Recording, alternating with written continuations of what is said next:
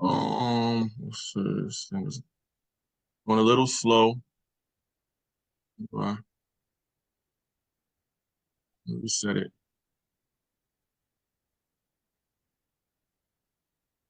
Oh, it says it's streaming live. I think I accidentally unlived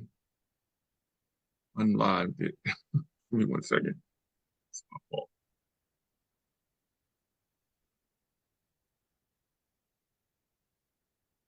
Assalamu alaikum, everyone. We thank y'all for your patience and tolerance. We have a little technical difficulty, but we will be starting briefly. And happy Islamic Heritage Month to everyone. It does look like it's live now. So, all right.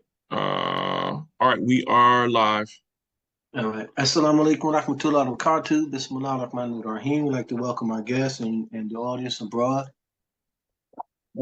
This is one of a series of 5 presentations we're going to do during the month of Islamic Heritage Month. And this one we're beginning with from the early legends to the 1700s. The next one will be the period of the 1800s, 1900s, 20th century, and 21st century. Well, we begin with the early reports of early legends, Muslims before Columbus, period. Then I also want to describe the wave, how we Muslims started coming here in America. We came here as explorers, the West Africans in 1312 and the 1320s. There was a group of West Africans came here as explorers. There was the Chinese that came here as explorers.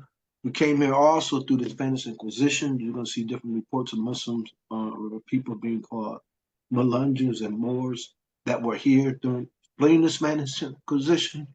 Excuse me. And those that were part of the Spanish Inquisition. We're also going to talk about the Muslims that came into the pre-World War I and World War II, and those that came through the African slave diaspora. These are some of the books that's out there that talk about the early presence of Muslims in America. Ivan Van Sertima, they came before Columbus, Africa's presence in early America. Then there's this Barry Fells that do Saga of America. In Barry Fells' work, he talks about old writings that he found up in the Four Corners, in Colorado and in Utah and those areas. In Gal Davis' book, The Voyage to the New World, he talks about how Columbus saw old ruins of a mosque in Panama, excuse me, in Cuba, in those areas. These are some of the writings that Barry Fells found in the Four Corners area. And some of them talking about Ishmael Allah in the name of Allah, leaving the Quranic surah and different writings that he shows that goes throughout. And these were some of this was left from some of the early Africans that came here out of the Mali Empire. How many people came aware of it was through Abu Bakr, Mansa Musa. Talk about his brother Abu Bakr, Mansa Abu Bakr, who made a journey over here and made it 2 journeys. You know, on the second journey, he never returned back. That you find reports of them in South America and the Caribbean. And you can see the waterway currents. These are the waterway currents that carried them over, just like we watch these hurricanes that are coming now. They are part of the same waterway currents. This is a video about the Chinese admiral that came over in the United States in 1421. So you have at least 2 reports of different Muslims coming here before Christopher Columbus. Even Christopher Columbus, prior to him, you know, the Western world thought the world was flat. And it wasn't until we lost Grenada, and they found the maps in Grenada, and they hired these other 2 Muslim, this Penzar family, these Muslims from the Penzar family, to be captains of Columbus ships, and they used the maps to help them get over here. And then when he got here, he saw these different rooms in there. Then you have another wave of us that came here through what we call the Barbary Coast War. Some of the, and I'm going to come back to this. You see this where the cursor's at. there's a town called Sali, which is named after a famous European Muslim. I'll come back and talk about that. Here, this is the Mediterranean. Out of the first country to acknowledge America's freedom and independence was Morocco. Out of the first 10 international peace treaties, 5 was done with Muslim countries: Morocco, Tunisia, Algiers, Libya, and Muscat. During the Spanish Inquisition, there was over 5,000 Jews and Muslims that was exiled from Spain and Portugal. And some of them wound up being here in the Caribbean. You'll see an interface of Jews and Muslims in South Carolina. You'll see them in Brazil and other places.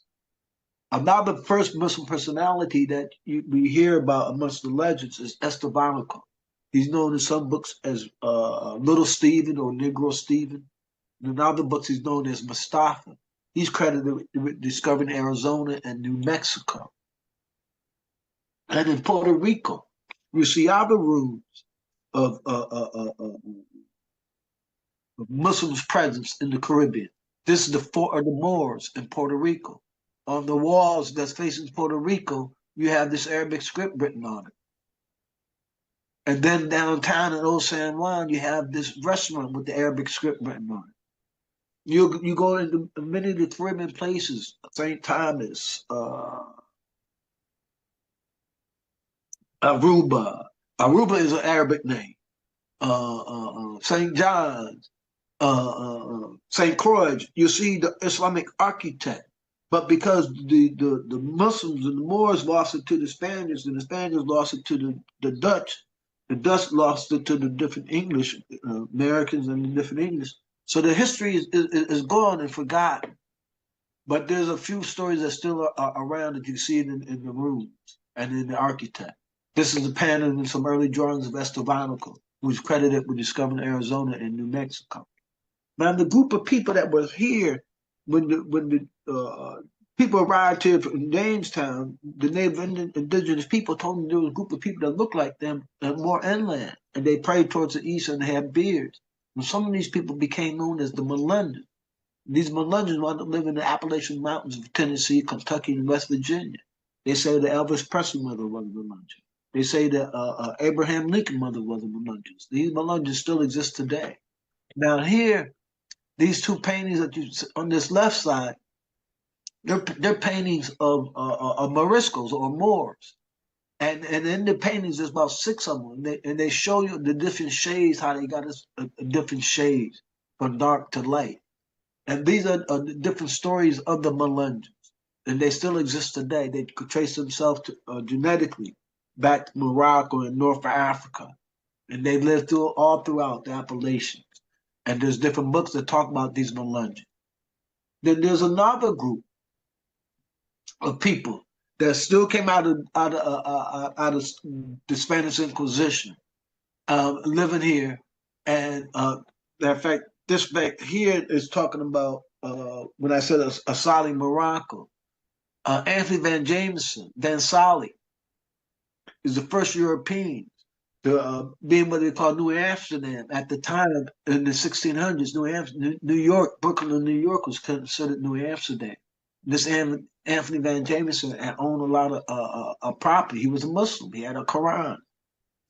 There's many different stories about him. His father was a famous Muslim pirate that they named a town after him in Asali, Morocco. Down here are 2 descendants of Anthony Van Jameson who are Muslims today. It's a mother and daughter team. I believe it's the 10th and 11th generation from Anthony Van Jameson. Then there's also the first Moor person that they saw as a Moor was named Anthony. He came through what they call Delaware.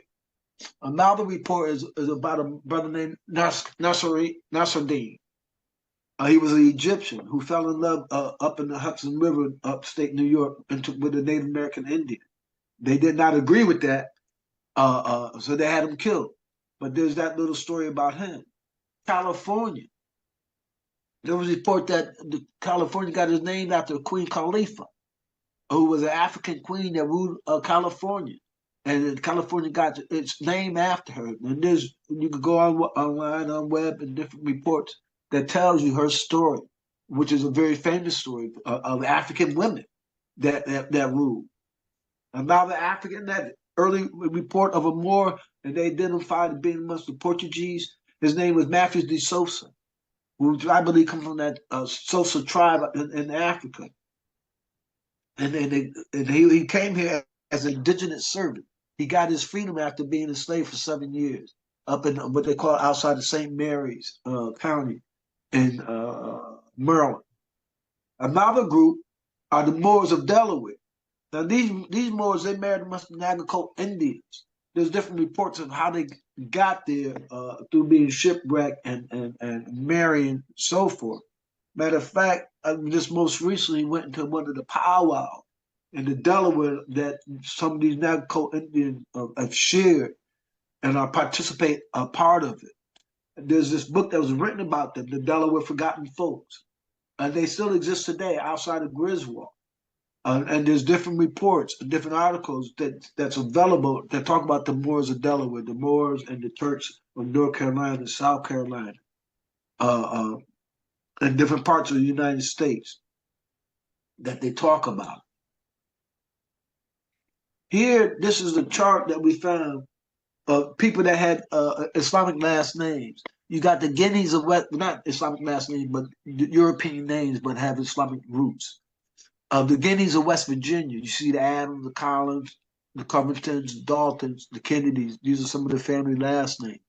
The Jackson Whites out of New York and New Jersey.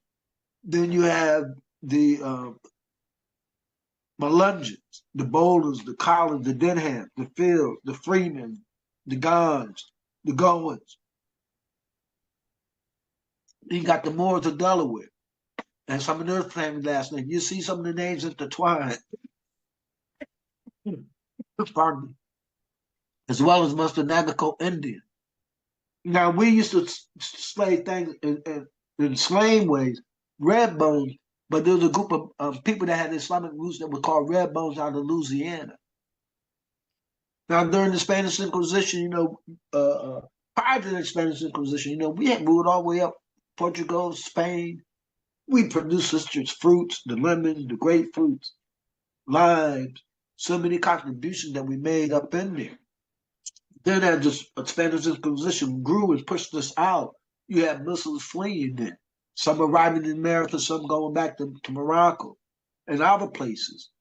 Then you had, right after the Spanish, after 1492, the Portuguese started bringing in slaves from out of West Africa. So that was an immediate. After the Spanish Inquisition, they started an Inquisition, which they called the African slave trade, Atlantic slave trade. This here is a map that shows the growth of Islam. So many times they tell us that these Africans, we had no culture, no history. We couldn't read and write. That is a lie. We had a history for centuries and centuries and generations. You can see the growth of Islam. 7th century, 8th century, up in the North Africa, amongst the Berbers and the North Africans. Down to the 11th century, 12th century, even down to the 14th century, a little bit further. In here, the slave trade didn't happen to the mid-1400s.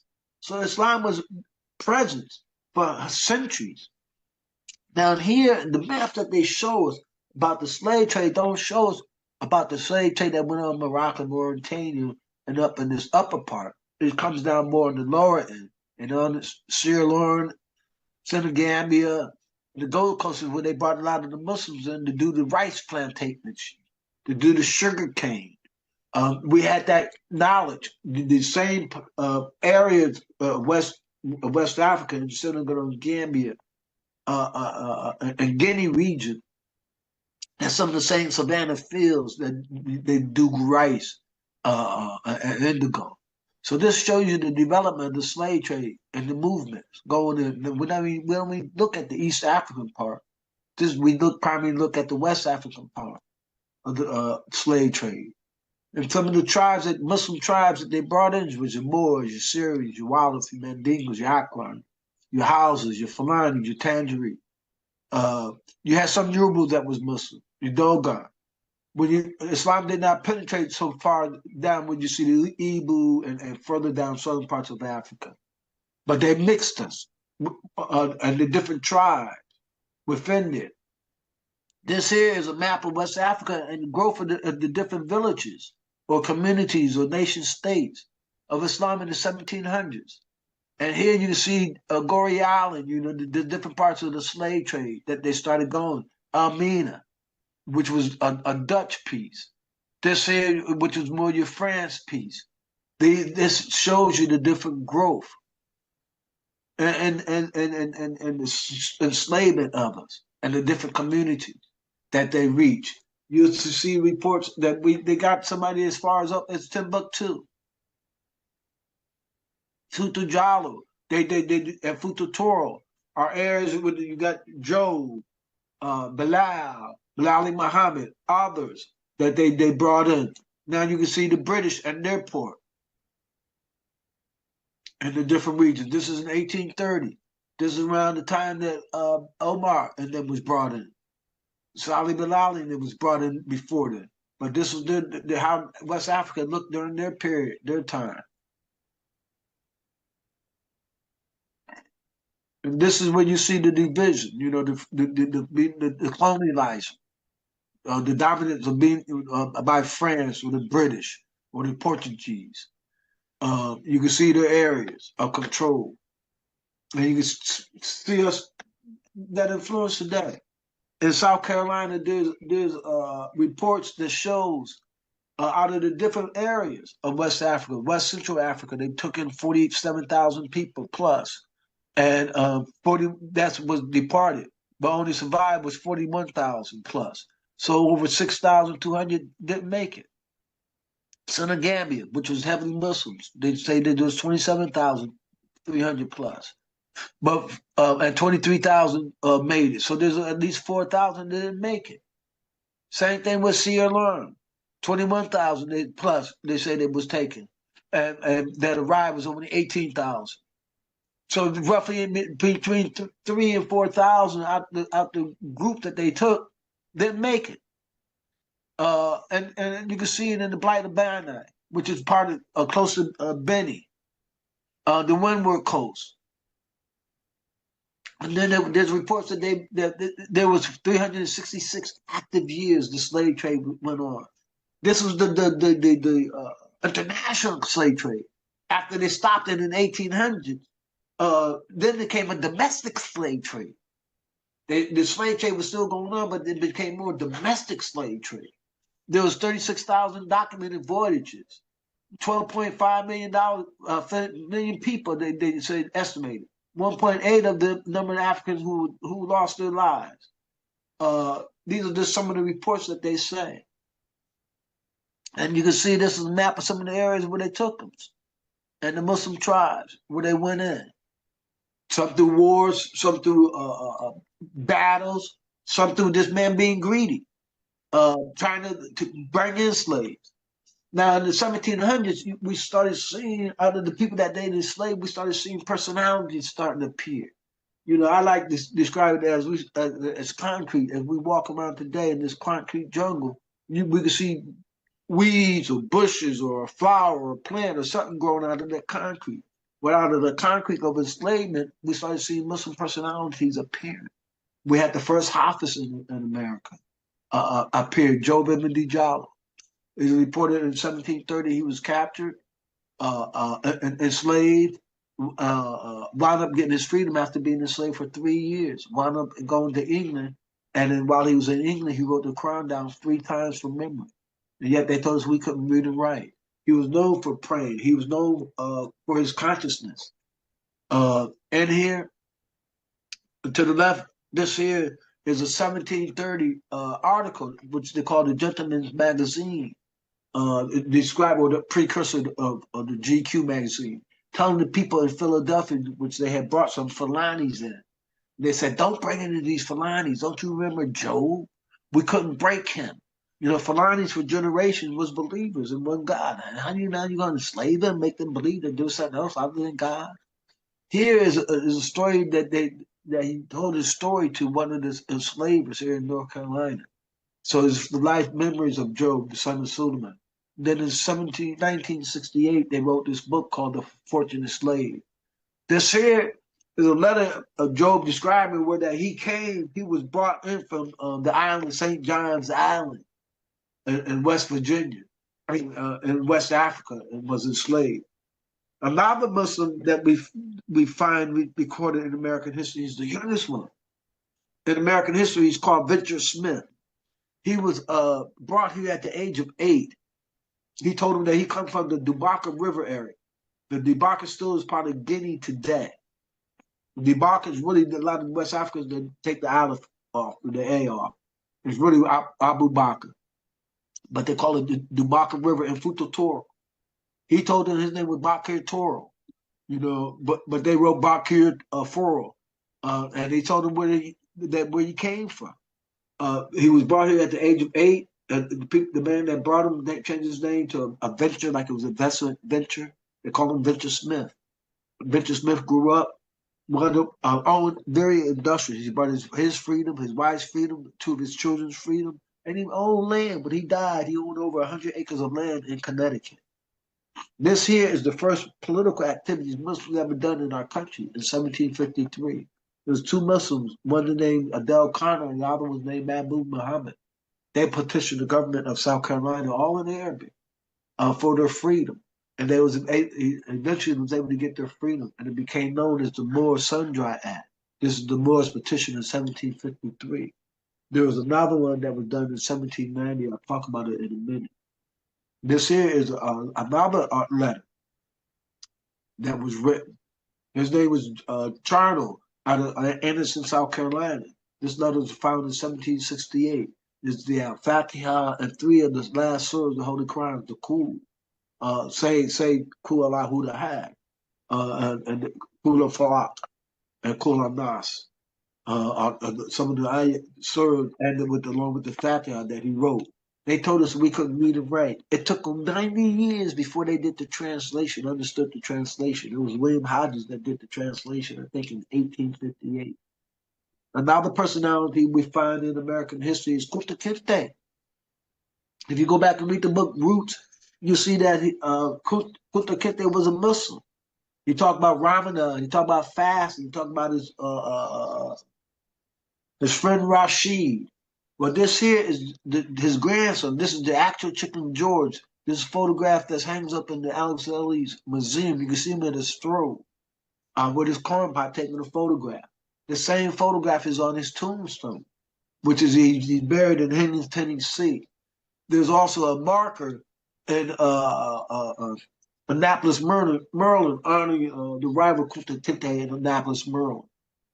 We see reports of Muslims in all throughout different slave advertisements, runaway slave advertisements. On the top right, this is one looking for one brother named Kwame, age 30 years old. Malcolm Sambo, 20-something years old, 22 years old, smooth face in the Moorish country. Now, you know, he's a Moor, he's a Muslim. And Malcolm Sambo, 25 years old, about 5 feet 5 inches tall. Then you got this one down here looking for a Muhammad. This is in 1774. This one here is this brother named Mustafa. They call him Moose. Him and his slave master had a scheme though. Mustafa would get sold to by his slave owner to different slave owners as a hustle. And every time he gets sold, he will escape and run away and meet up back with his slave owner. And they wound up going from North Carolina all the way up to Richmond. Another story is a group of Muslims that came in, which none of the descendants today don't want to accept and to acknowledge, but it was the Waha brothers. And the Waha village off of the north coast of North Carolina coast. During the Revolutionary War, they were a group of part of those people that came through that Spanish Inquisition. And they part of this old of a shipwreck. They had resorts, they had a county airport, up to 1949. You know, they had the Howard Cemetery for the people from the island. And some of the family members still exist today. Another group of people that are reported about is the Ben Ishmael tribe. This group of Ben Ishmael people, they are reports of them is that they reports that they established 3 towns: Morocco, Illinois, Muhammad, Illinois, and Mecca, Indiana, and they used to make their annual journeys down there. They got pushed out, became known as the unwanted people, or the people of the Prairie. Matter of fact, they from them are some of the same people that they use to use genetics to try to get rid of them. And this is where Hitler learned from the United States about using genetics to get rid of people from there. And then this group of people, Ben Ishmael people, wound up living in Chicago and Detroit area, where that later on we have the Noble Drew Ali. When we get to the 1900s, he said many of his early followers was part of the people that were part of the Ben Ishmael tribe. This here is the 1790, what they call the Sun Dry Act. A group of 10 Muslims petitioned the government of South Carolina for their freedom. And it was this Jewish woman that did the translation for them and was able to win their freedom. And it became known as the Moor Sundry Act. The law of the land stated that if you was a Moor or a Turk and your country got a relationship with the King of England, you got the right to own slaves, but you got the right to be free. You cannot own slaves, pardon me. You got the right to be free, but you cannot own slaves. Then there are reports of Muslims who fought in the Revolutionary War. We know them as African American Revolutionary War heroes. One named Peter Salim, the other one was Salim Poor, who they did these postage stamps honoring them in the 1970s. Another one was named Yusuf Ibn Ali, became known as Joseph Ben Heli, who fought with General Sumter outside of Sumter, South Carolina area. They got misknown or classified as Turks, but they were really Moors, Moroccans, North Africans. This is a photograph of Joseph Ben Ali and one of his sons, Noah Ben Heli, and his family. They became known as the Ben Heli family. And they married the Oxidine Native American Indian indigenous people. And this is one of them that we met on one of our journeys in South Carolina that was visiting around the Ben Heli family. This is more, like I said, they describe it as Turks, but there was more Moors of South Carolina, and some of them still exist today. You see the different shades and different tones and the different mixture within them. Another thing that happened as I said earlier, in the 1700s, in 1788, President George Washington wrote a letter to the Sultan of Morocco asking him to help establish peace treaties throughout the United States, Muslim North Africans. So up on top left, this is a letter from the Sultan of Morocco writing back to George Washington. And on the right is George Washington's letter to the Sultan. This is one of the page of the treaty on the bottom right, and on the left, and which is in the higher print, is the ratification of the treaty. And you see John Adams and Thomas Jefferson, some of our founding fathers, with the signatures on the ratification of the peace treaty. And they both owned Quran. And what these peace treaties gave the Americans the rights to travel throughout the Mediterranean.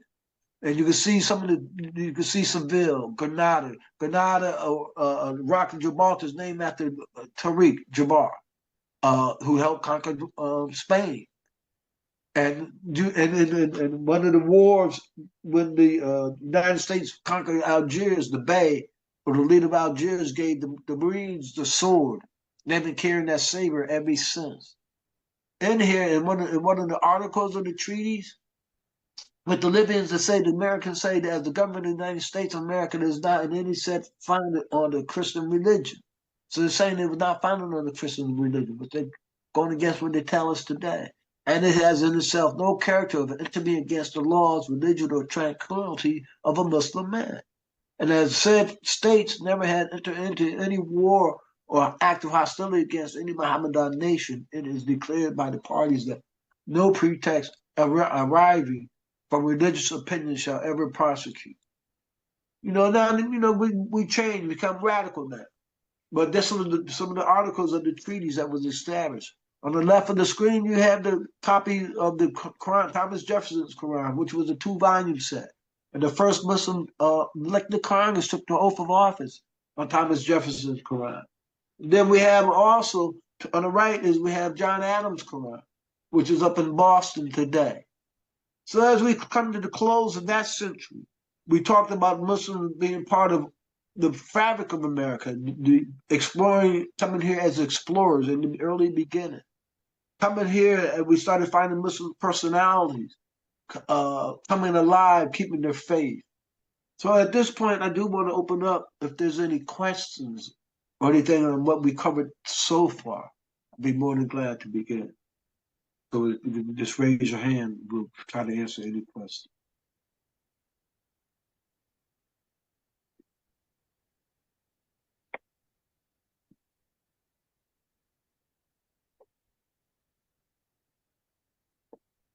So I see nobody raise their hands.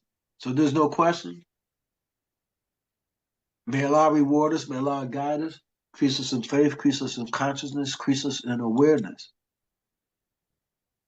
That we pray that Allah help us to increase our faith and appreciation of the experience that He allows us to go through.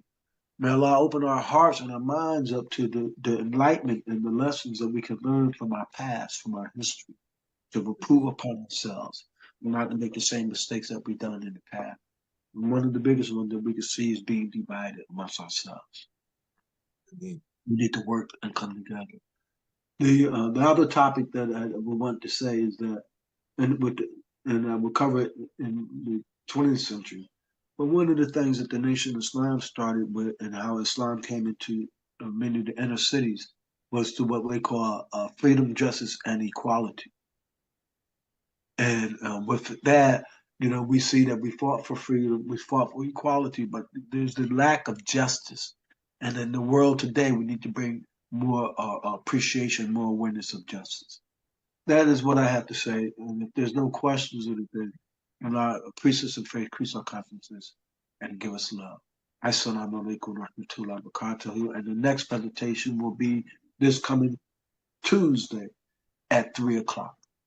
Assalamu alaikum wa rahmatullahi wa barakatuhu. Warahmatullahi wabarakatuh.